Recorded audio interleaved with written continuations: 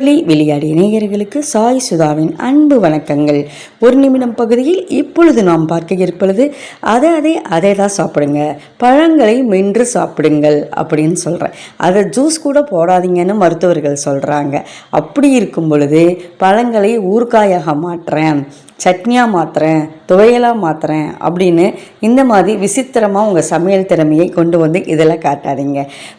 அதை தான் சாப்பிட்றது தான் நம்ம திறமை அப்படின்னு சொல்லலாம் இல்லைங்களா? நம்ம குழந்தைகளை சாப்பிட வைக்கிறேன் அப்படின்னு சொல்லிட்டு அதனுடைய இயற்கை தன்மையை மாற்றி சாப்பிட வச்சு பழகாதீங்க.